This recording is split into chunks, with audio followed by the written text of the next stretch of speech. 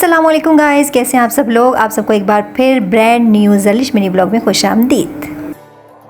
आज का हमारा प्लान है किसी अच्छी सी ठंडी जगह जाने का, क्योंकि गर्मी की शिद्दत जो है वो दिन ब दिन बहुत ज़्यादा मतलब उसमें इजाफा होता जा रहा है और बच्चे भी काफ़ी तंग हो चुके थे। हम भी तो हमने सोचा क्यों ना इस बार किसी अच्छी सी ठंडी जगह जाया जाए। और ये देखें मेरी बेटी फुल सज धज के तैयार होकर गाड़ी में बैठ चुकी है। वैसे इसको ट्रैवलिंग करना बहुत अच्छा लगता है, बहुत ज़्यादा, बहुत खुश रहती है जब कहीं भी ट्रैवल करते हैं। एनी हो, अल्लाह का नाम लेकर हम अपने घर से निकल पड़े हैं और हम अपनी मंजिल की जानिब जा रहे हैं। मैं वहाँ पहुँच कर आपको बताऊँगी कि हम एक्चुअली जा कहाँ रहे हैं। तो लीजिए, हमारे सफ़र का आगाज़ हो चुका है और ये देखें मेरी बेटी फुल एंजॉय कर रही है, ठंडी ठंडी हवाएं ले रही हैं। फ़िलहाल तो खैर हवाएं गर्म ही थी क्योंकि मौसम जो था वो गर्म चल रहा था। और ये अबराज साहब जो हैं ये पीछे बैठे हुए डिग्गी में। कुछ बच्चों को शौक़ होता है डिग्गी में बैठने का, वो सीट पे खुश नहीं रहते, वो कहते नहीं हमने डिग्गी में बैठना है। तो ये डिग्गी के जो है ना बैठ कर वो डिग्गी के मज़े ले रहा है। एनी हाउ, आप देख सकते हैं धूप अच्छी खासी निकली हुई है और चमकदार किस्म की निकली हुई है। गर्मी तो अभी फ़िलहाल वैसी की वैसी ही है, लेकिन जैसे जैसे हम ऊपर की तरफ जाएंगे तो इंशाल्लाह मौसम में फ़र्क महसूस होगा और जैसे ठंडी ठंडी हवाएं चलनी शुरू हो जाएंगी और फिर पता चलेगा कि हाँ भाई, हम अब अपनी मंजिल की तरफ जो है वो नज़दीक हो चुके हैं।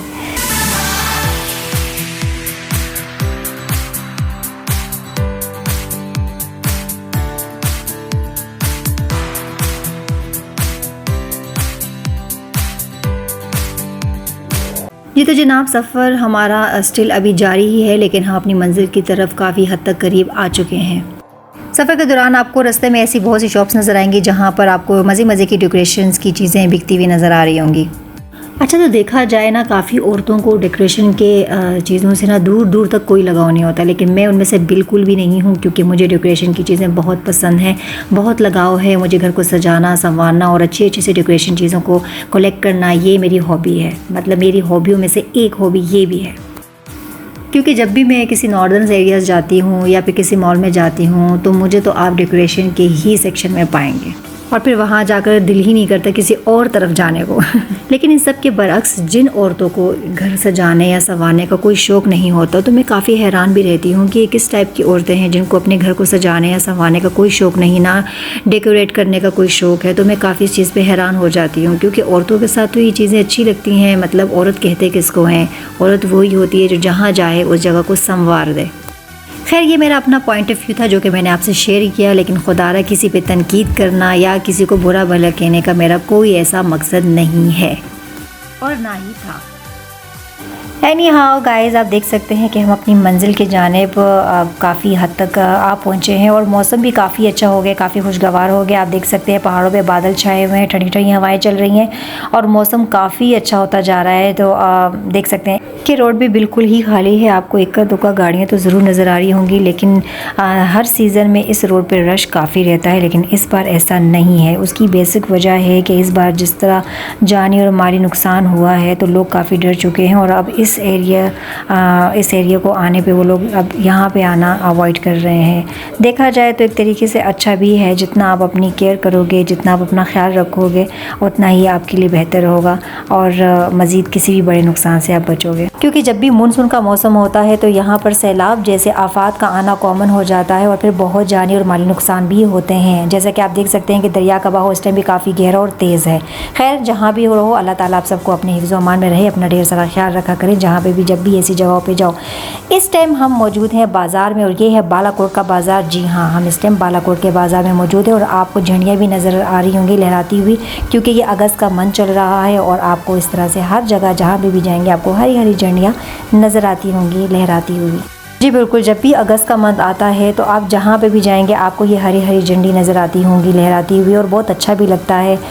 जिस तरह से लोग अपने पाकिस्तान से, अपने वतन से प्यार करते हैं और अपने प्यार का जिस तरह से वो इजहार कर रहे होते हैं तो बहुत अच्छा भी लगता है।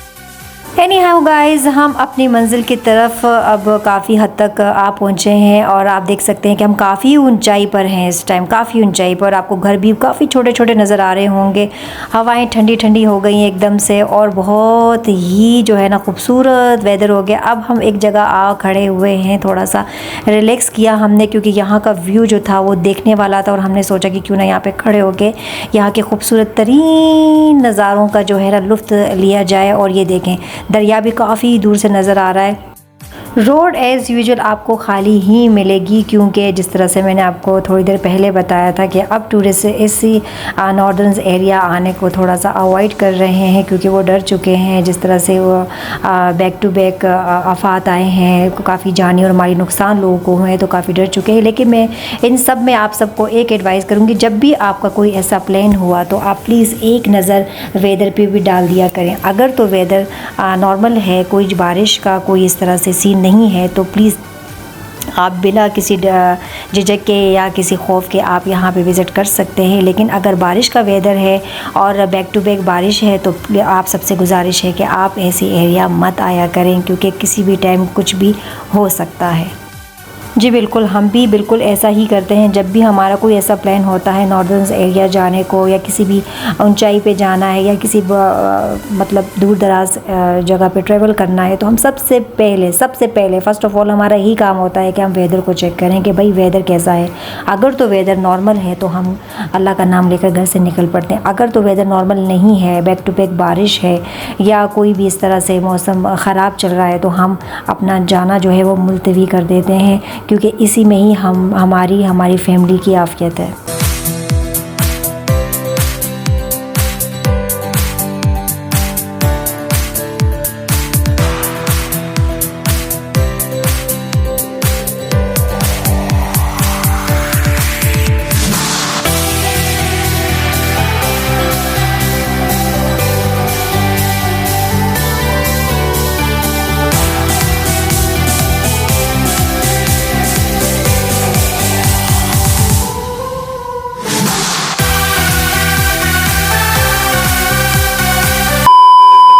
जी तो जनाब, इस टाइम आप देख रहे होंगे कि कितनी अच्छी अच्छी प्यारी प्यारी मछलियाँ पानी में तैर रही हैं। इस मछली का क्या नाम है ये तो मुझे बिल्कुल नहीं पता, लेकिन ये ज़रूर पता है कि यहाँ की फ़ेमस मच्छी है और इसको खाने के लोग दूर दूर से आते हैं। अब इस मछली का नाम क्या है ये आप मुझे कमेंट बॉक्स में ज़रूर बताइए, क्योंकि मुझे मछलियों के बारे में कोई नॉलेज नहीं। बस मुझे खाना ज़रूर अच्छा लगता है, पसंद भी बहुत है, लेकिन नॉलेज कोई नहीं। लेकिन ये ज़रूर पता है कि ये टेस्टी बहुत है। यहाँ पे आपको छोटी छोटी सी बहुत सी आबशारें भी नज़र आएंगे, जहाँ पे लोगों ने बैठने का अच्छा खासा इंतज़ाम किया हुआ है। कुछ लोग वहाँ पे जाके सेल्फ़ी वगैरह और वीडियोज़ वगैरह बनाते हैं। खैर, हमने थोड़ा सा यहाँ पे आके रेस्ट किया, और क्योंकि यहाँ से आगे जो है हम जीप में जाएंगे, क्योंकि यहाँ से आगे गाड़ी में जाना जो है ना वो आपके लिए काफ़ी डेंजर भी साबित हो सकता है, क्योंकि रास्ते जो हैं वो काफ़ी टेढ़े मेढ़े हैं। तो इसलिए आप कोशिश करो कि आप जीप में ही जाओ, वो आपके लिए ज़्यादा बेहतर होगा।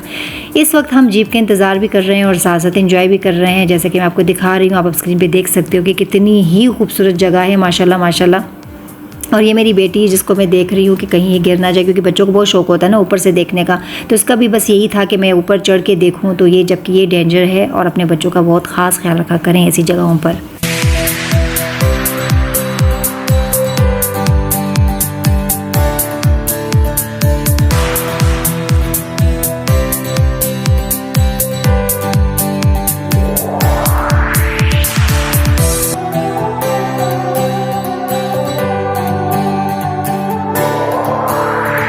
जी तो जनाब, हमारे इंतज़ार की घड़ियाँ ख़त्म हुई, जीप हमारी आ चुकी थी और हम सब तशरीफ़ फरमा हो चुके थे जीप में। और अब ये जीप हमें हमारी मेन डेस्टिनेशन पे लेकर जाएगी जहां हमने जाना है। फ़िलहाल तो रास्ता बहुत साफ़ सुथरा था जिस पे हम जा रहे थे। ऐसा लग ही नहीं रहा था कि हमें कहीं भी जीप की ज़रूरत थी, क्योंकि यहाँ तो हम गाड़ी में भी आ सकते थे। लेकिन आगे क्या होता है ये तो आगे जाके ही पता चलेगा।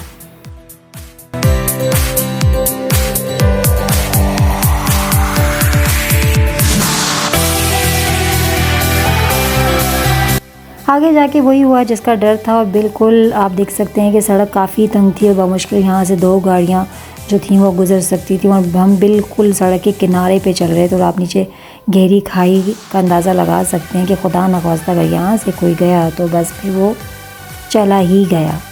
अल्लाह ही हाफिज़ हो गया उसका। सड़क के तंग होने के बावजूद भी एक बात काबिल तारीफ़ थी, वो ये कि सड़क इनके बिल्कुल साफ़ सुथरे और हमवार थे, जिस पे हमारा सफ़र बहुत ही आराम से तय पाया। 2 hours later.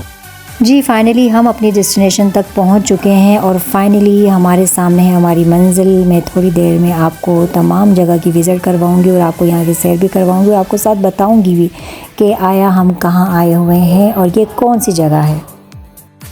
जी तो जनाब, इंतज़ार की घड़ियाँ हुई ख़त्म और आप अपने बिल्कुल सामने क्या देख रहे हैं। अब आप ख़ुद पढ़ लो कि ये क्या लिखा हुआ है और से देखें। जी बिल्कुल, आप सही समझे। हम इस टाइम मौजूद हैं शोग्राम में और आप इस टाइम यहाँ का व्यू चेक कर सकते हैं, आसमान का व्यू चेक कर सकते हैं, कैसे घने घने काले स्याह बादल आए हुए हैं। और ठंड इतनी ज़्यादा थी कि हम तो वहाँ जाके परेशान हो गए, क्योंकि हम बच्चों के साथ कोई भी ऐसी गर्म चीज़ नहीं लाए थे। खैर, अब हम कोई ऐसी जगह ढूंढ रहे हैं जहाँ पे आराम से बैठकर हम अपने बारबेक्यू का प्रोग्राम जो है वो स्टार्ट कर सकें। मेरे बच्चों को तो ज़रा देखें कितने दूर दूर जा रही है। इसको बिल्कुल भी किसी चीज़ से कोई खौफ नहीं है, कोई डर नहीं है कि मेरी माँ किधर है किधर नहीं, बस अपने उसमें लगी रहती है। मेरे पास है फ्रूट, कुछ सैलेड का कुछ सामान है। ये जैसे ही हम बारबेक्यू का प्रोग्राम करेंगे उसके साथ साथ मैं सैलेड भी बनाऊंगी, साथ में फ्रूट का भी हमने इंतज़ाम किया हुआ है। यहाँ पे देखें मेरी बेटी, इसको बिल्कुल भी खौफ नहीं आता। ये चाहे घोड़ा हो, चाहे कोई कुत्ता हो या कुछ भी, कोई भी जानवर हो, ये आराम से चली जाती है बिल्कुल बग़ैर किसी खौफ के, बग़ैर किसी झिझक के। यहाँ पे हमने जो है बारबेक्यू के लिए कोयले जला दिए हैं और उसके साथ ही बारबेक्यू के लिए मैंने चिकन को मैरिनेट करके रख दिया है, और ताकि ये थोड़ा सा अच्छे से ऑब्ज़र्व हो जाए इसका मसाला, उसके बाद मैं बारबेक्यू को स्टार्ट करूँ। वहाँ पे आप देखें ये उसी तरह अपनी मस्ती में लगी हुई है। मैं यहाँ पे बैठी हुई हूँ, मुझे नहीं पता ये वहाँ पे क्या क्या कर रही है। देखिए उस घोड़े वाले को पता नहीं इसने क्या फ़रियाद की, उसने इसको अपने घोड़े पे भी बिठा दिया। चलो उसका अरमान तो हुआ ना पूरा। यहाँ पे जब तक कोयले गर्म हो रहे हैं और बारबेक्यू का मसाला ऑब्ज़र्व हो रहा है, मैंने तो उसको टाइम दे दिया। मैंने कहा क्यों ना थोड़ा सा हम भी पिक्चर वगैरह और सेल्फी वगैरह बनाएं।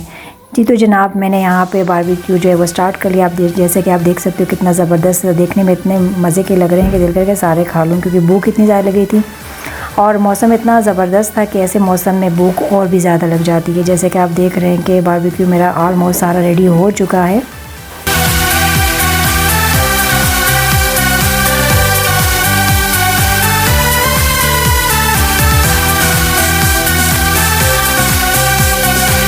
फाइनली हमारा बारबेक्यू हुआ रेडी विद सैलेड, और अब हम सब मिलकर इसको नोश फरमाएंगे।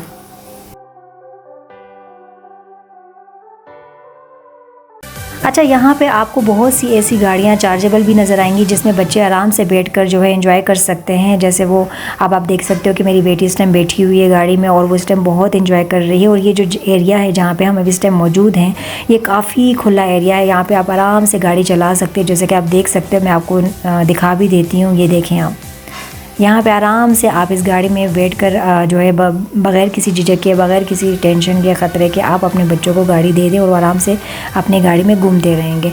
अच्छा, साथ साथ मैं आपको उन शॉप का विज़िट भी करवा देती हूँ। यहाँ पे ये जो शॉप्स बने हुए थे, इसमें बहुत से यहाँ के डेकोरेशन, यहाँ के इलाकों के जो बने अपने हाथ से बने हुए हैंडमेड जो जितने भी डेकोरेशन बने हुए थे वो मैं आपको दिखाऊंगी। ये देखें, आप देख सकते हैं ये यहाँ के इलाकाई जो लोग हैं उन्होंने अपने हाथ से बनाए हुए चीज़ें हैं। इसमें स्वेटर्स भी थे, इसमें चाबी चेन्स वग़ैरह और ड्रेसिंग आप देख सकते हो, ये सब हाथ के हैंडमेड हैं।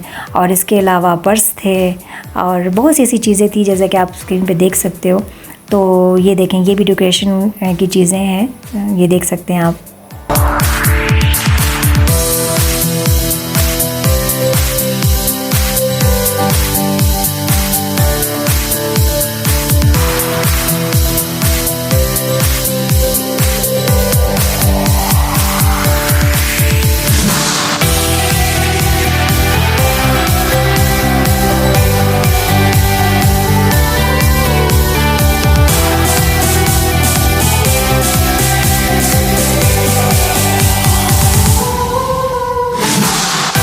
जैसे जैसे टाइम गुजर रहा है ठंड काफ़ी ज़्यादा होती जा रही है। उस टाइम आप देख सकते हैं कि मेरी बेटी को काफ़ी ठंड लगी हुई है और वो मेरे पूरे दुपट्टे में अपने आप को उसने पैक कर दिया है। लिहाजा मैंने सोचा कि क्यों ना बच्चों को लेकर जीप में जाके बैठ जाऊँ, क्योंकि ठंड बहुत ज़्यादा हो गई, कहीं बच्चे बीमार ना हो जाए। मेरी फैमिली तो सारी लगी हुई एंजॉय कर रही, लेकिन मैं पहले ही टाइम से पहले जाके जीप में बैठ गई हूँ, क्योंकि मेरी बेटी को बहुत ठंड लगी हुई थी और हवा भी बहुत ठंडी ठंडी हो गई थी। आप देख सकते हैं धूप भी गायब हो गई है।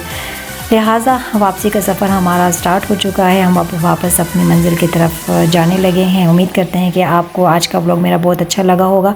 अपने कमेंट्स बॉक्स में अपने राय का इजहार ज़रूर कीजिएगा। जाने से पहले आप सबसे गुजारिश है कि मेरे चैनल को लाइक शेयर सब्सक्राइब ज़रूर कीजिएगा, ताकि मेरी हर नई आने वाली वीडियो आप तक बआसानी पहुँच सके। अपनी दुआओं में याद रखिएगा, अपना ढेर सारा ख्याल रखिएगा। जब तक के लिए अल्लाह हाफिज़।